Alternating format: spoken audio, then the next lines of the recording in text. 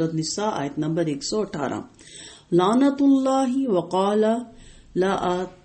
اتخذن من عبادک نصیبا مفروضا،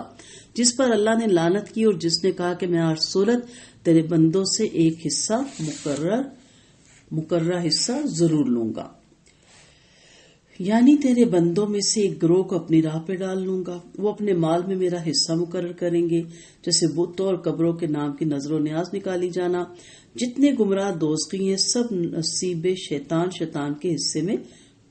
شامل ہے۔ شیطان مالون اپنی سرکشی سے خود بھی گمراہ ہوا اور انسانوں کو گمراہ کرنے پر بھی ایسی کمر باندھی ہے کہ نہ دشمنی چھپاتا ہے اور نہ دشمنی سے باز آتا ہے۔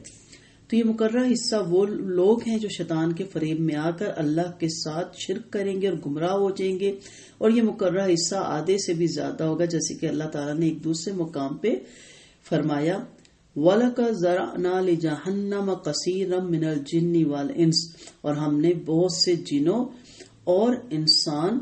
جہنم کے لیے پیدا کیے ہیں۔